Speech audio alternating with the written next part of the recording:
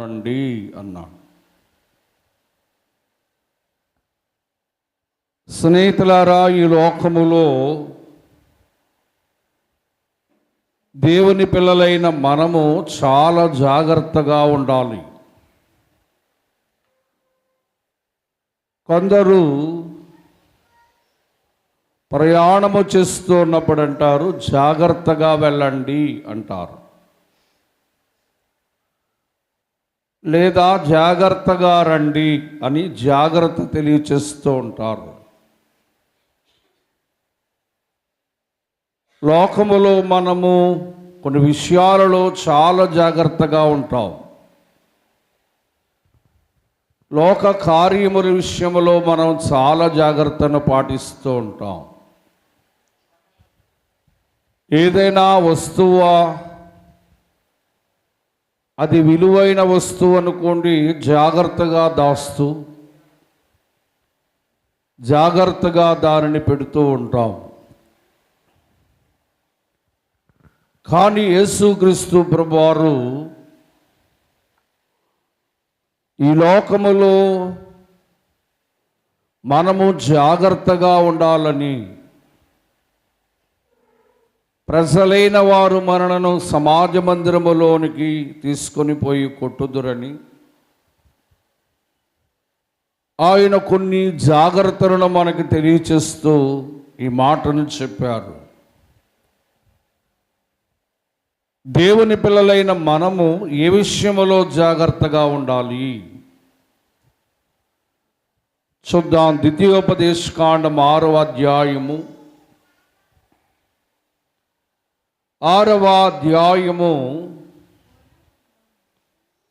12వ వచనములో, దాసుల గృహమైన ఐగుప్తులో నుండి నిన్ను రప్పించిన నీ దేవుడైన యెహోవాను మరవకుండా జాగ్రత్తగా ఉండు అన్నాడు. ఇశ్రాయేలులైన వారిని దాసుల గృహమైన ఐగుప్తు దేశము నుండి తీసుకుని వచ్చి వారి బానిసత్వము, వారి దాసత్వము నుంచి ప్రభు విడిపించి, మేము తీసుకొచ్చిన దేవుని మీరు మరవకండి అన్నాడు. మిమ్మల్ని తీసుకొచ్చిన మీ దేవుని మరవకండి అన్నాడు. అయితే లోకములో పాపదాసత్వములో ఉన్న మనలను,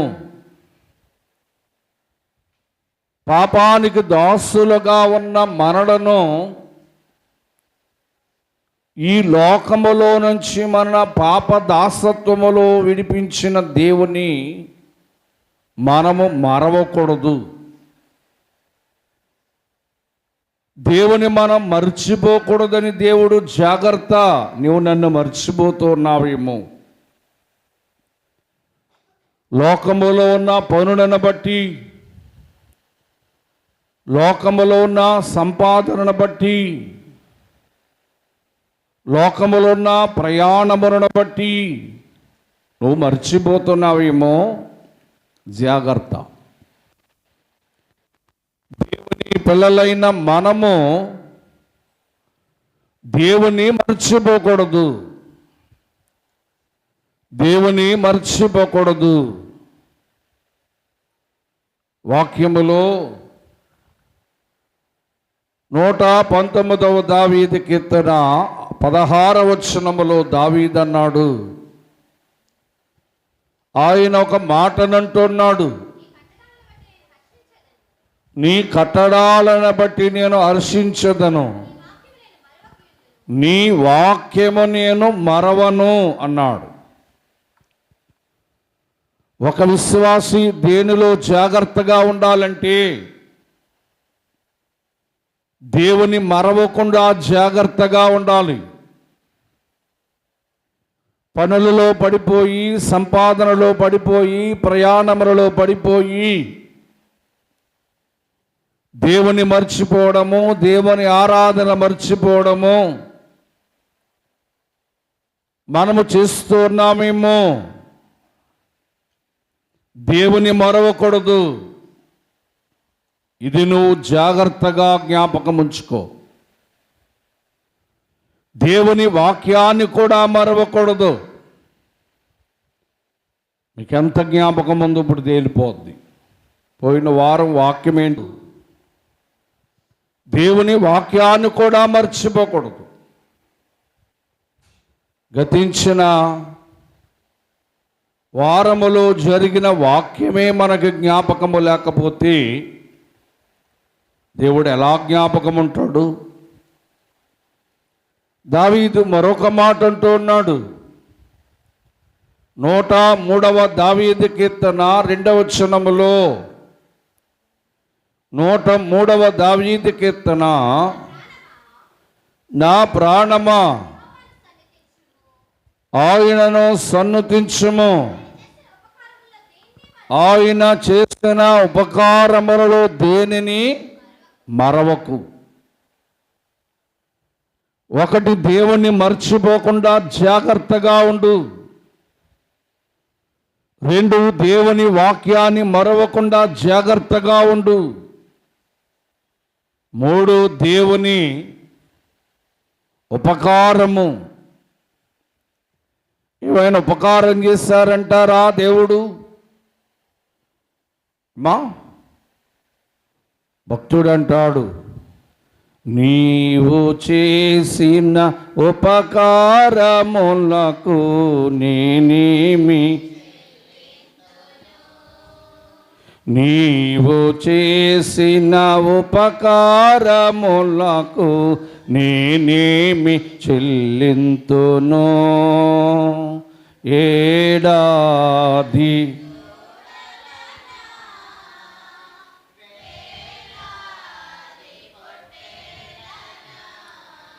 నీ దోడలనా వేలాది పొటేళ్ళనా నీవు చేసిన ఉపకారములకు నేనేమి. స్నేహితులారా, ఆత్మీయ జీవితములో దేవుడు జాగ్రత్తగా ఉండు అని మనల్ని హెచ్చరిస్తూ ఉన్నాడు. ఏ విషయంలో మనం జాగ్రత్తగా ఉండాలి అంటే, ఈ లోక పాప దాసత్వము నుంచి విడిపించిన దేవుని మరవకుండా మనము జాగ్రత్తగా ఉండాలి.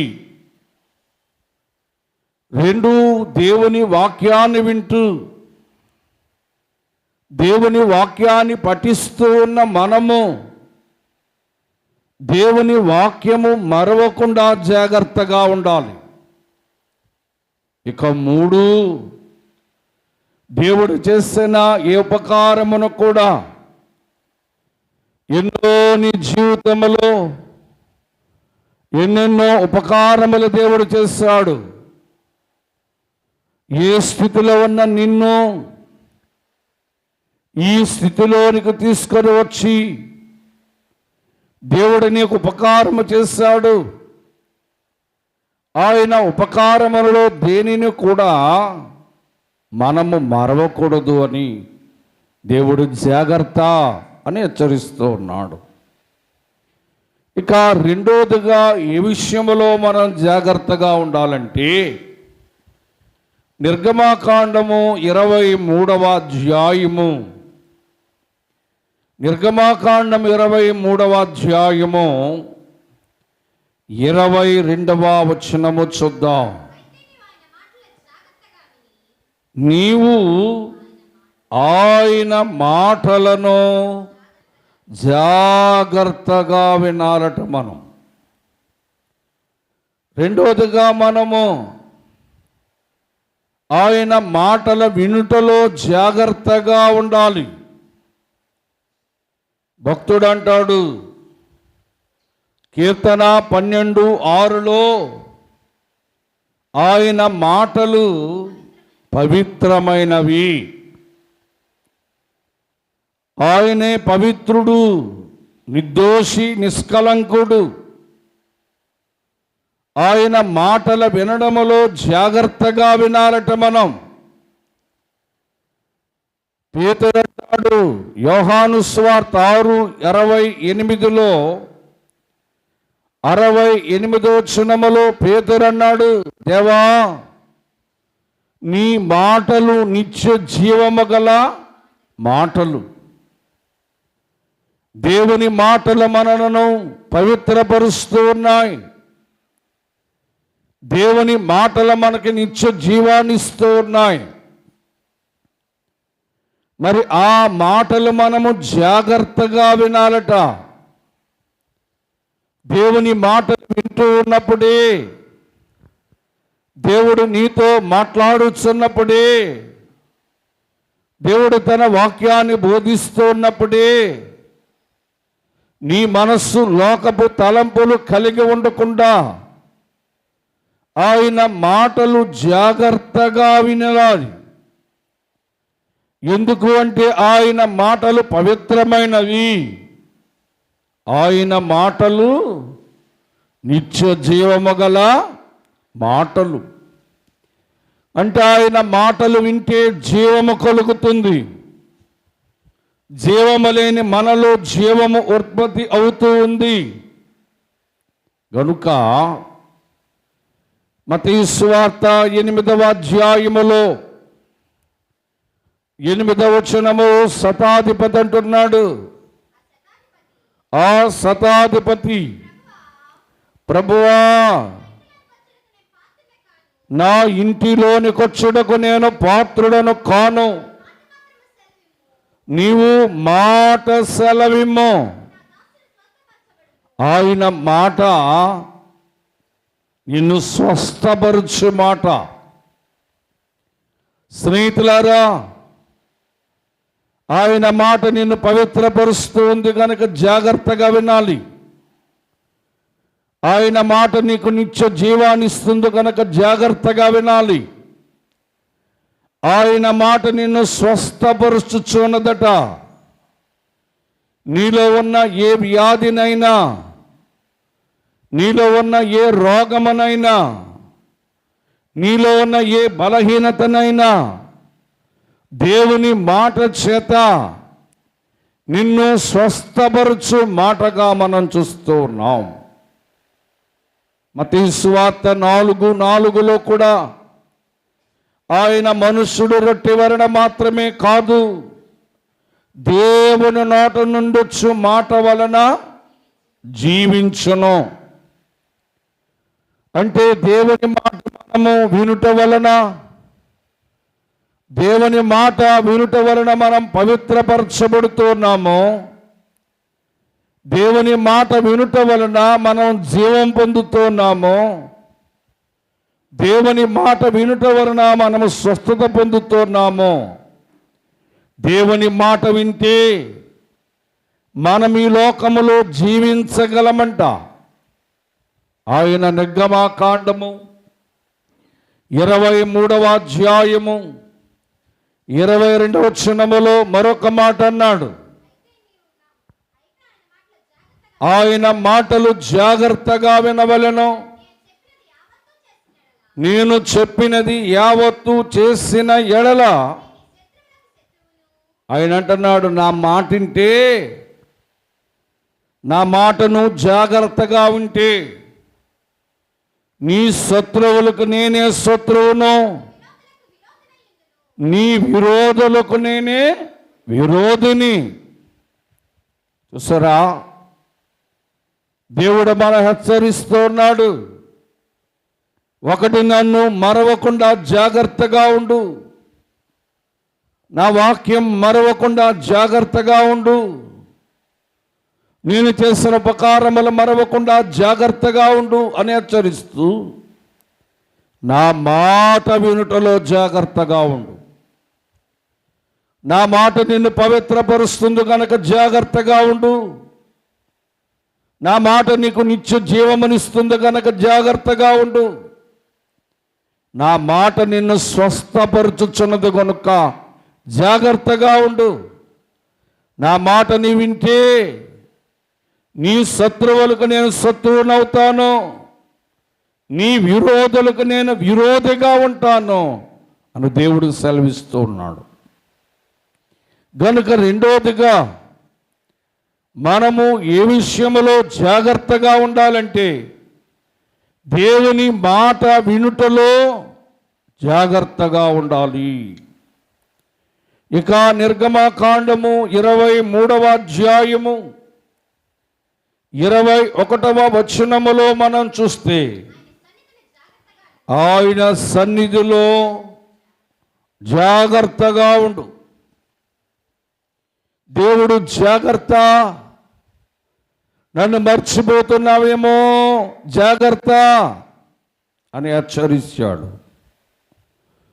రెండోదిగా నా మాట వినడం లేదేమో, నా మాట పెడచెవిని పెడుతున్నావేమో, నా మాట నిర్లక్ష్యం చేస్తున్నావేమో, నా మాట అశ్రద్ధగా ఆలకిస్తున్నావేమో, నా మాట విషయంలో జాగ్రత్త అన్నాడు.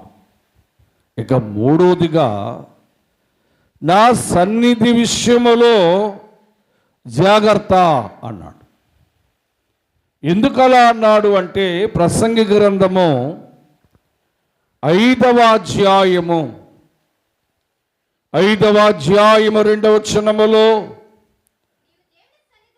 నీవు దేవుని సన్నిధికి వచ్చినప్పుడు అనాలోచనగా ఉండుటకు జాగ్రత్త. దేవుని సన్నిధిలో కూర్చొని ఏదో ఆలోచన చేస్తున్నావేమో, దేవుని సన్నిధిలో కూర్చొని ఎవరినో చూస్తున్నావేమో, దేవుని సన్నిధిలో కూర్చొని సెల్లు చాటింగ్ చేస్తున్నావేమో, దేవుని సన్నిధిలో కూర్చొని లోకపు ఆలోచన కలిగి ఉన్నావేమో. అనాలోచన. దేవుని సన్నిధిలో దేవుడు ఉన్నాడు కదా, తన సన్నిధిలో ఉన్న దేవుడు నిన్ను చూస్తున్నాడు కదా. స్నేహితులారా, ఎంత మాత్రమో కొందరికి భయం ఉండదు. దేవుని సన్నిధిలో పిల్లలు అల్లరి చేస్తుంటే మాటలాడరు, దేవుని సన్నిధిని పాడు చేస్తూ ఉంటారు పిల్లలు, వారిని భయపెట్టరు. ఏమ్మా, మరి మీరందరూ కూర్చోడానికి దేవుని సన్నిధిని ఉదయమే వచ్చి శుభ్రపరుస్తారు. దేవుని సన్నిధిలో అనాలోచనగా ఉండొద్దు. నా సన్నిధిలో జాగ్రత్తగా ఉండు. నేను నిన్ను చూస్తూ ఉన్నాను. నా సన్నిధిలో ఎలా కూర్చున్నావో, ఎటువైపు కూర్చున్నావో, నీ తలంపు నా సన్నిధిలో ఎలా ఉన్నదో, నీ ఆలోచన ఎలా ఉన్నదో, నీ ఉద్దేశం ఏ ఉద్దేశంతో దేవుని సన్నిధికి వచ్చావో ఆయనే చూస్తూ ఉన్నాడు.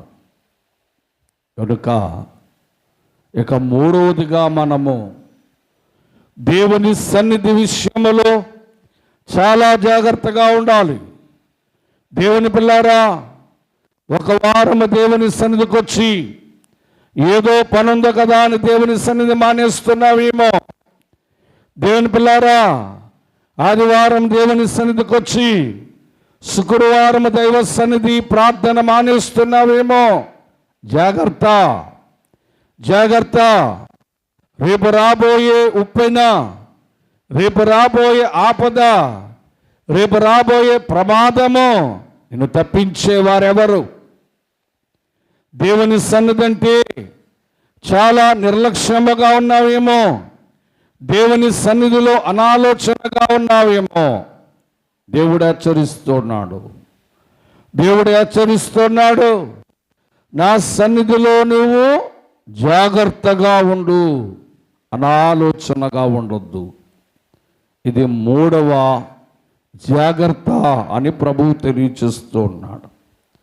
ఇక నాలుగోదిగా మనం చూస్తే, దేవుని పిల్లారా, 2వ పేతురు పత్రిక 3వ అధ్యాయము 12వ వచనాన్ని చదువుదాం. 3వ అధ్యాయం 12వ వచనం, ఆయన దిన రాకడ కొరకు కనిపెట్టచ్చు ఆశతో అపేక్షించచ్చు, పరిశుద్ధమైన ప్రవక్తనతోనూ భక్తితోనూ ఎంతో జాగ్రత్త గలవాడై అన్నాడు. ఇక 4వ జాగ్రత్త ఏంటంటే భక్తిలో జాగ్రత్తగా ఉండాలి. స్నేహితులారా, 2వ తిమోతి పత్రిక 3వ అధ్యాయం 5వ వచనములో పైకి భక్తి గలవారిగా కనబడుతున్నారట, లోన భక్తి లేదు. కుటుంబములో భక్తి లేదు, గృహములో భక్తి లేదు, ఒక విశ్వాసకి భక్తి లేదు. ఏదో పైకి మాత్రమే భక్తి గలవారిగా నటిస్తున్నారేమో. దేవుని పిల్లారా, కీర్తనాకారుడు 32:6 అంటాడు, భక్తి గలవారందరూ కూడా ప్రార్థన చేసేదరు. అంటే భక్తి లేని వారు ఏం చేయరు? ప్రార్థన చేయరు, ప్రార్థనకు రారు. ఏమా, భక్తి లేని వారు ఏమా ప్రార్థన చేయరు, ప్రార్థనకు కూడా రారు. ఒకసారి మునుపటిలో ప్రభు దగ్గరకు వచ్చినప్పుడు నువ్వెంత భక్తిగా ఉన్నావో, ఎంత భక్తిగా దేవుని సన్నిధికి వచ్చేదానివో, ఎంత భక్తిగా ఉపవాసం చేసేదానివో, ఎంత భక్తిగా దేవుని ఆరాధనలో పాల్గొనేదానివో, ఎంత భక్తిగా శుక్రవారపు ప్రార్థనలు ఏకీభవించేదానివో, ఏమైపోయింది ఇప్పుడు ఆ భక్తి? దేవుడు అన్నాడు, భక్తిలో జాగ్రత్త. నానాటికి నీ భక్తి పెరగాలి కానీ దిగజారిపోతూ ఉన్నా.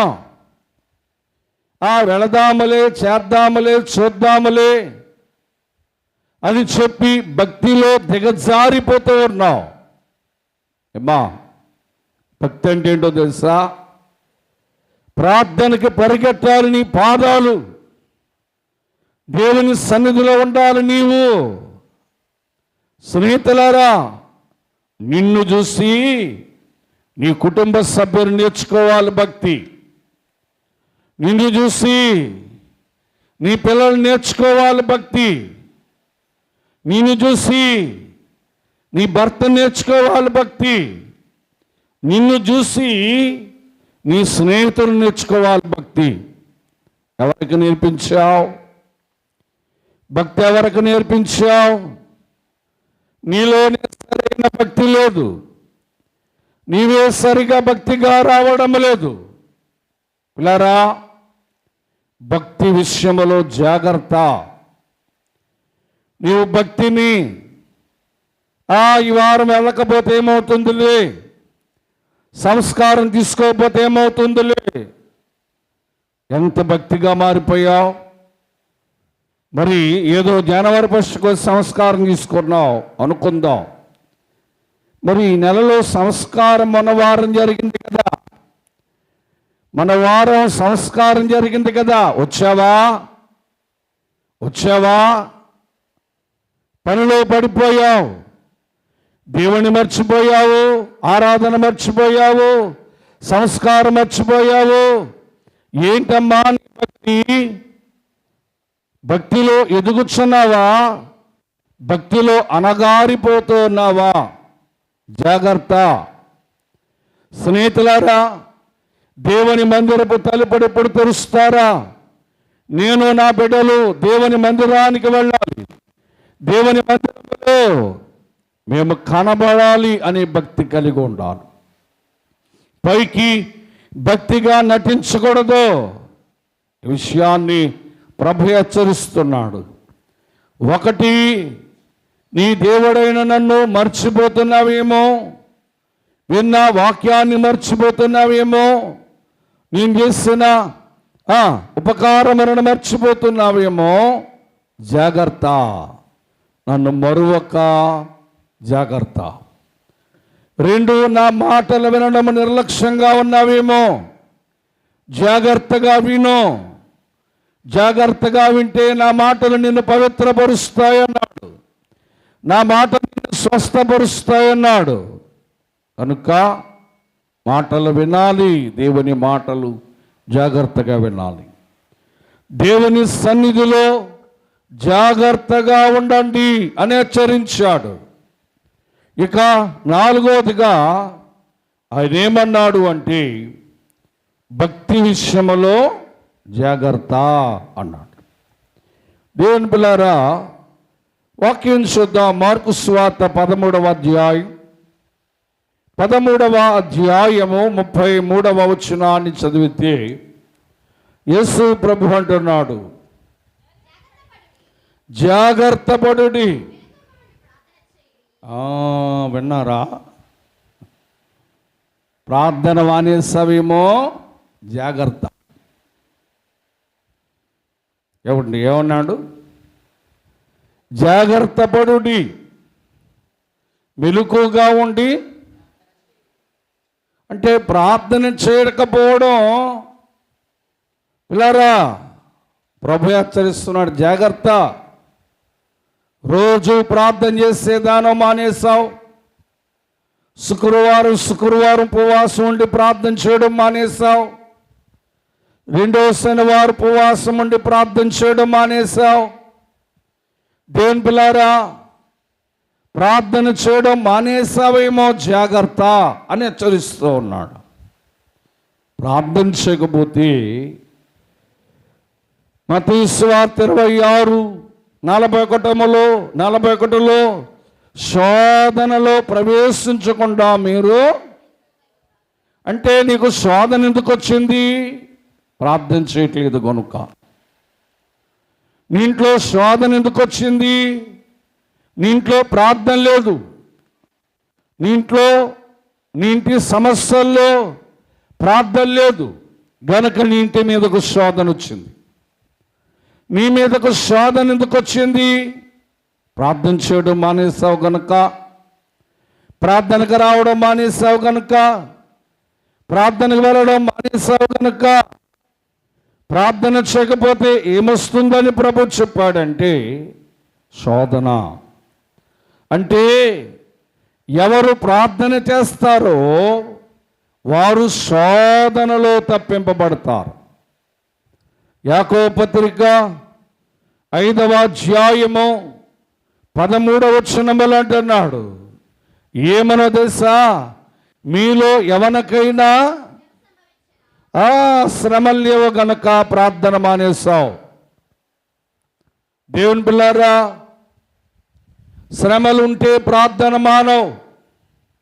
శ్రమలు వస్తే ప్రార్థన మానవు. వాక్యములు అంటున్నాడు, జాగ్రత్తమ్మా, శోధన రాకుండా ప్రార్థన చేసుకో, శ్రమలు రాకుండా ప్రార్థన చేసుకో, జాగ్రత్త అని దేవుడు అంటుంటే నువ్వు ప్రార్థన ఏమానేస్తావు? నీ శోధన పోవాలన్నా, నీ శ్రమ పోవాలన్నా ఏ ప్రార్థన? శుక్రవారపు స్వస్థత ప్రార్థన. దేవుని పిల్లారా, మరి చేస్తున్నావా? వస్తున్నావా? ప్రార్థనలు ఉంటున్నావా? 2వ శనివారం ఉపవాస ప్రార్థనలు ఏకీభవిస్తున్నావా? మరి నీ ఇంటి నిండా శోధనే, నీ ఇంటి నిండా శ్రమలే కలిగి ఉంటావు. ఏదో 2 నిమిషాలు ప్రార్థన చేసినంత మాత్రాన, ఏదో 2 నిమిషాలు ప్రార్థనలు ఉన్నంత మాత్రాన నీ ఇంటిలో ప్రార్థన చేస్తే శోధన పోదు. నీ ఇంటిలో ప్రార్థన చేస్తే శ్రమలు పోవు. దేవుని మందిరములోకి వచ్చి, దేవుడు తన మందిరములో ఉన్నాడు కనుక ఆయన మందిరములో మన 2 చేతులు దేవునికి నమస్కరించి, దేవా, నా మీద ఉన్న శోధన, నా బిడ్డల పైన ఉన్న శోధన, నా కుటుంబంలో శోధన నువ్వు తొలగించు ప్రభువా అని ప్రార్థన చేసినప్పుడు నీ శోధన పోతుంది. మరి చేస్తున్నావా? ప్రార్థనకు వస్తున్నావా? ఎన్నిసార్లు దేవుని హెచ్చరించినా టీవీ వదలడం లేదు. ఇక సాయంకాలం అయితే చాలు టీవీలు ఎద్దకొచ్చాడు. ప్రార్థన మర్చిపోతున్నావు, నీ సమస్య మర్చిపోతున్నావు, నీకున్న శోధన మర్చిపోతున్నావు, నీ శ్రమలు మర్చిపోతూ ఉన్నావు.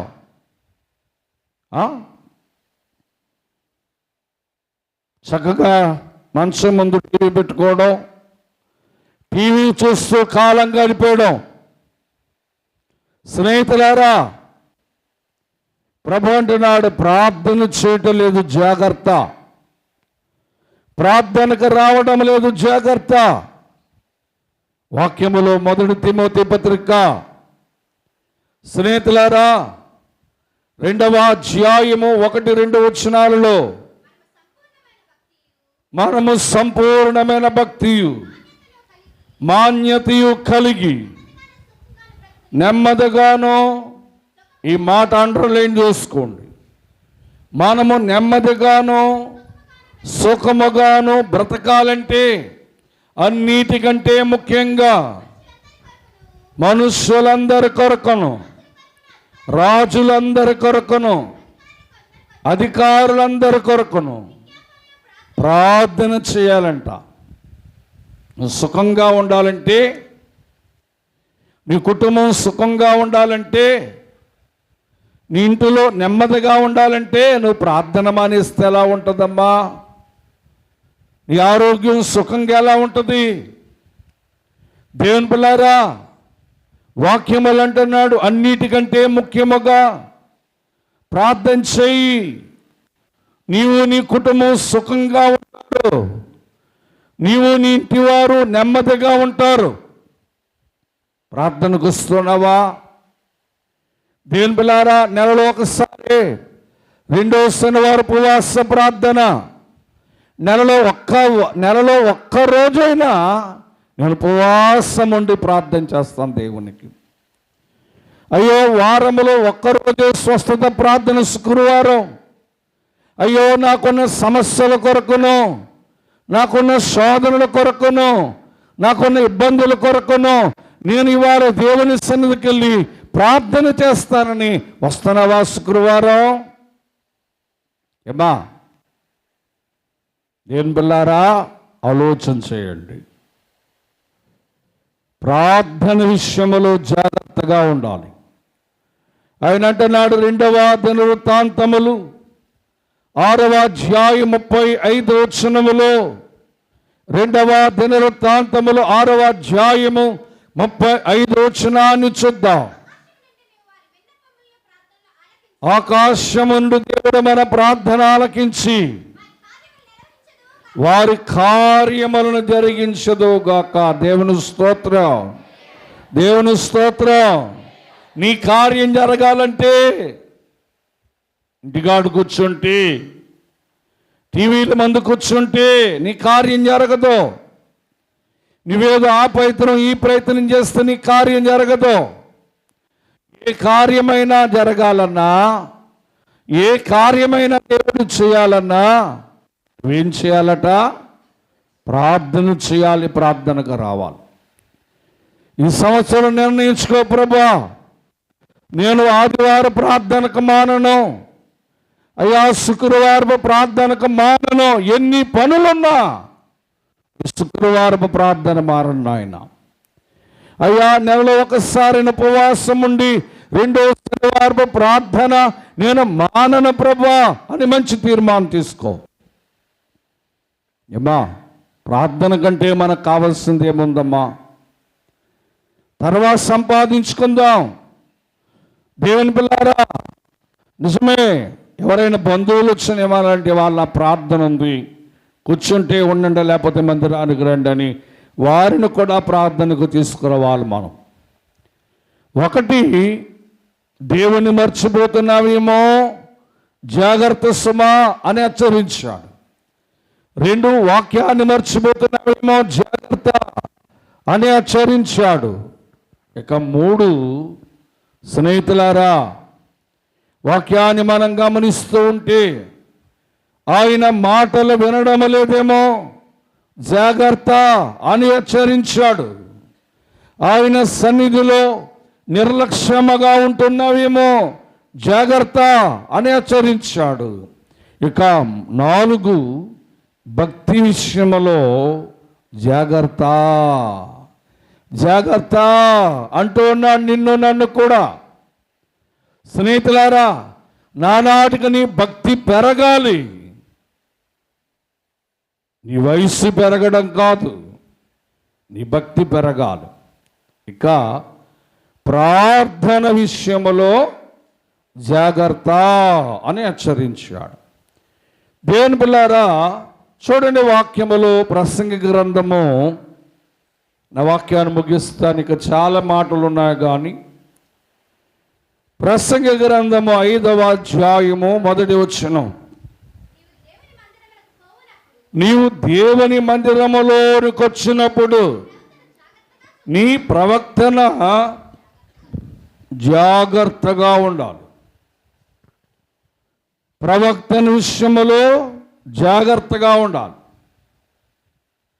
దేవుని పిల్లారా, వాక్యములు అంటాడు హోషేయ గ్రంథము 4వ అధ్యాయం 9వ వచనములో దేవుడు మన ప్రవక్తన కొరకు ఒక మాట అంటున్నాడు.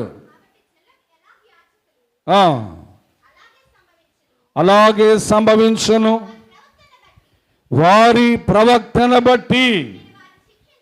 దేవుని స్తోత్రం. అమ్మా, దేవుని మందిరానికి వచ్చి ఎలా ప్రవర్తిస్తున్నావు? ఇంటికి వెళ్ళాక ఏమా మందిరం నుంచి నేరుగా బ్రాంతి షాప్ వెళ్తున్నావా? మా దేవుని పిల్లారా, మందిరం నుంచి వెళుతూ నోటి నిండా లోకానుసారమైనవి కాల్చుకుంటూ వెళుతున్నావా? జాగ్రత్త నీ ప్రవక్తన. జాగ్రత్త ప్రవక్తన విషయంలో దేవుడు నిన్ను జాగ్రత్తగా ఉండమని హెచ్చరిస్తున్నాడు. ఆయన దిన రాకడ కొరకట ఇందా చదువుకున్న 2వ పేతురు పత్రిక 3:12 వచనములో ఆయన దిన రాకడ కొరకు పరిశుద్ధమైన ప్రవక్తన, నీ పరిశుద్ధమైన ప్రవక్తన కలిగి ఉండాలి. ఏమ్మా, కొందరికి వయసు వస్తుంది కానీ వారి ప్రవక్తనే మారదు, వారేం మారరు. దేవుడు కావాలి, దేశ దెమ్మర పనులు కావాలి, ప్రార్థన కావాలి, పాపం కావాలి. దేవుని పిల్లారా, దేవుని మందిరం కావాలి, సినిమాహారులు కావాలి. మారిందా నీ ప్రవక్తన? దేశ దెమ్మర పనులు మానేసావా? ప్రార్థన చేస్తున్న నువ్వు పాపం మానేసావా? ఆలోచన చేయి. ఏమ్మా, నీ పిల్లలు నీ అంత ఎదిగారు, నీ వారి ముందు నీ ప్రవక్తన బాగోపోతే, నీ ప్రవక్తన తీరు బాగోపోతే వారు అంటారు నువ్వు ముందు మారు, నీ ప్రవక్తన మార్చుకో. నువ్వేం చేస్తున్నావు? మా ముందే త్రాగుతున్నావు, మా ముందే ఇతరులతో మాట్లాడుతున్నావు, ఆ వారికి ఫోన్ చేస్తున్నావు, వీరికి ఫోన్ చేస్తున్నావు, వారితో మాట్లాడుతున్నావు అని చెప్పి నీ ప్రవక్త నీ పిల్లలు ఎంచుతారు, నీ ప్రవక్త నీ పిల్లలు ఎంచుతారు. పిల్లారా, దేవుడు అంటున్నాడు, దేవుని మందిరంలోకి వచ్చే నీ ప్రవక్తన జాగ్రత్తగా ఉండాలి. నీ ప్రవక్తను చూసి నీ ఇంటి వారు భయపడాలి, నీ ప్రవక్తను చూసి నీ పిల్లలు భయపడాలి. నీ పిల్లల ముందే గంటల గంటలు మాట్లాడుతున్నావు. ఎవరితో మాట్లాడుతున్నావో, ఏం మాట్లాడుతున్నావో? దేవుని పిల్లారా, జాగ్రత్త నీ ప్రవక్తన, సరి చేసుకో నీ ప్రవక్తన. దేవుని వాక్యములోంచి దేవుడిని హెచ్చరిస్తున్నాడు, ప్రవక్తన విషయములో జాగ్రత్తగా ఉండండి అన్నాడు. ఇక మరొక మాట చూద్దామా? ద్వితీయోపదేశ కాండము 4వ అధ్యాయము 9వ వచనం. ద్వితీయోపదేశ కాండము 4:9. అయితే జాగ్రత్తగా ఉండము, నీవు కనులారా చూచిన వాటిని మరవకుండానట్లు అవి నీ జీవిత కాలమంతయు నీ హృదయములోండి తొలగిపోకుండానట్లు. దేవుని స్తోత్రం. ఏం జాగ్రత్తగా ఉండాలంట? మనస్సు. ఏమా, మనస్సు కోతి లాంటిది. ఏమా, మనస్సు కోతి లాంటిది.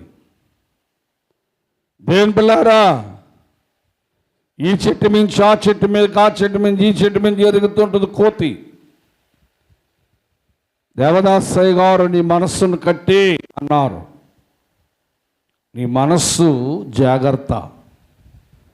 ద్వితీయోపదేశకాండం 15వ అధ్యాయం 9వ వచనములో మరలా దేవుడు మనస్సు కొరకు ఒక మాట అంటున్నాడు. ఏ తలంపులు? చెడ్డ తలంపులు నీ మనస్సులో పుట్టక జాగ్రత్తగా ఉండు. ఏమండి,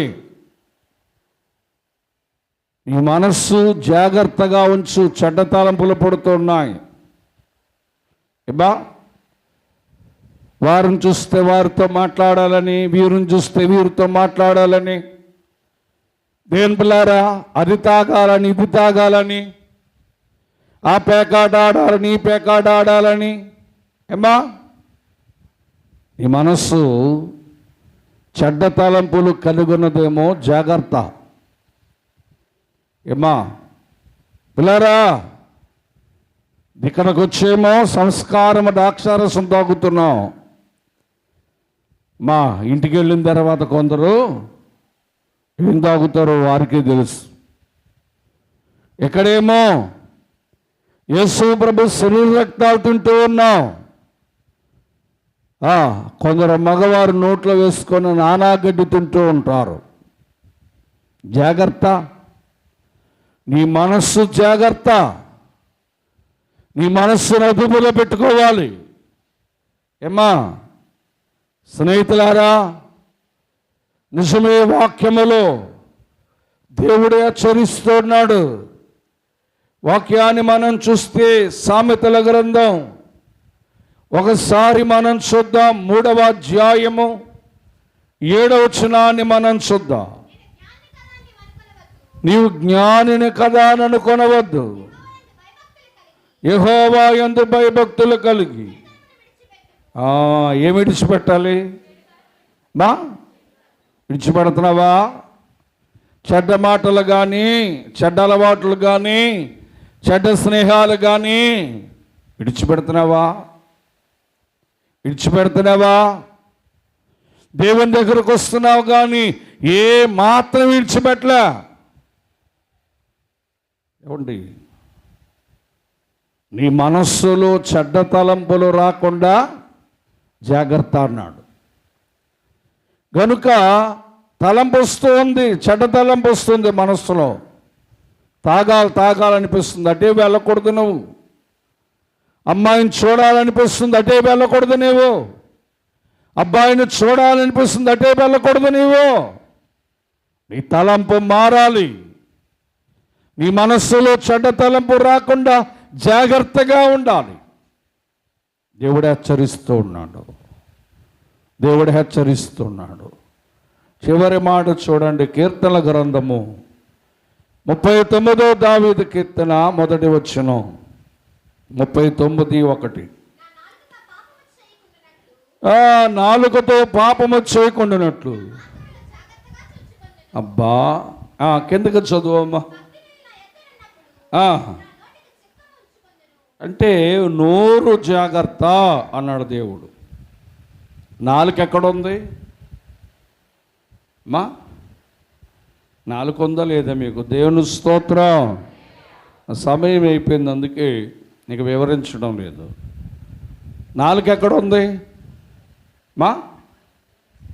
చెప్పండి అమ్మా. నోట్లో ఉందంటే నీ నోరు జాగ్రత్తగా ఉండాలి. కొందరు నోరు ఉంది కదా అని పనికిరాని మాటలన్నీ మాట్లాడుతుంటారు. నోరుంది కదా అని ఇతరులను విమర్శిస్తూ ఉంటారు. నోరుంది కదా అని వారిని వీరిని తోలనాడుతుంటారు. నోరుంది కదా అని సొనుగుతూ ఉంటారో జాగ్రత్త, నీ నోరు జాగ్రత్త.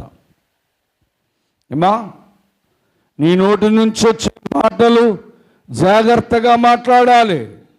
ఏమా, కొందరు అంటారు వయసు వచ్చింది కానీ ఈ నోరు మంచిది కాదండి, ఈ నోట్లోంచి ఏం మాట్లాడుతుందో తెలియదండి అంటారు. స్నేహితులారా, దేవుని వాక్యములో మిమ్మల్ని మీరే జాగ్రత్తగా చూసుకొని అన్నాడు. ఎందుకంటే దేవుని మర్చిపోతున్నామేమో, దేవుని వాక్యాన్ని మర్చిపోతున్నామేమో, జాగ్రత్త అని హెచ్చరించాడు దేవుడు. 2, దేవుని మాటలు వినడం లేదేమో, వినకుండా నిర్లక్ష్యం భావిస్తున్నావేమో, జాగ్రత్త అని హెచ్చరించాడు. 3, దేవుని సన్నిధికి రాకుండా లోకములో లోక పనులలో మునిగిపోతున్నావేమో, నా సన్నిధిలో జాగ్రత్త అని హెచ్చరించాడు. ఇక భక్తి విషయంలో జాగ్రత్తగా ఉండు. పైకి అందరికి భక్తిగా కనబడుతున్నాను అనుకుంటున్నావేమో, నీ భక్తి ఇంటి వారిని మార్చాలని, నీ భక్తి నీ స్నేహితులు మార్చాలని దేవుడు జాగ్రత్త, భక్తిలో దిగజారిపోయావు అని హెచ్చరించాడు. ఇక ప్రార్థన చేయటలేదేమో, ప్రార్థనకు రావడం లేదేమో, జాగ్రత్త. నీ మీద నీ కుటుంబం మీద శోధన ఉంది, జాగ్రత్తగా ప్రార్థించాయి. నీ మీద నీ కుటుంబం మీద శ్రమలు రాబోతున్నాయి, జాగ్రత్తగా ప్రార్థించాయి. నీవు నీ కుటుంబం సుఖంగా నెమ్మదిగా ఉండాలంటే ప్రార్థన చేయి అని దేవుడు హెచ్చరిస్తున్నాడు. నీ కార్యము జరగాలంటే ప్రార్థన చేయాలి. స్నేహితులారా, నీ ప్రవక్తన జాగ్రత్తగా చూసుకో. ఈ సంవత్సరమైన నీ ప్రవక్తన మార్చుకో. ఎవరూ చూడడం లేదు కదా. నేను ఎక్కడికి వెళ్ళినా, నేను ఏం చేస్తున్నా, నేను ఈ అమ్మాయితో మాట్లాడినా, ఈ అబ్బాయితో మాట్లాడినా, ఫోన్లో చాటింగ్లు చేసినా, నేను ఏం తాగినా, ఎవరితో తిరిగినా అని చెప్పి భయం లేకుండా ఉన్నావేమో, దేవుడు అంటున్నా నీ ప్రవక్తన జాగ్రత్త, నీ ప్రవక్తన బట్టి నిన్ను నేను శిక్షిస్తాను. దేవుడంటే శిక్షిస్తే ఇక ఆ శిక్షా విధిలోంచి నువ్వు తప్పించుకోలేవు. నీ ప్రవక్తన విషయంలో జాగ్రత్త. దేవుని పిల్లారా, నీ మనస్సు చెడ్డ కోరికలు కోరుతుందేమో, నీ మనస్సు జాగ్రత్తగా చూసుకో. చెడ్డ తలంపులు రాకుండా నీ మనస్సును అదుపులో పెట్టుకో అని జాగ్రత్త అని దేవుడు హెచ్చరించాడు. ఇక చివరి మాట, నీ నోరు కూడా జాగ్రత్త. ఆచితూచి మాట్లాడు. ఏమండి, ఆచితూచి మాట్లాడు. నీ మాట మృదువుగాను కోపమును చల్లార్చే మాటగా ఉంటే అది మంచిది. కనుక దేవుడు అంటున్నాడు జాగ్రత్త అని నిన్ను నన్ను హెచ్చరిస్తున్నాడు. ఈ మాటలు ప్రభువు దీవించునుగాక.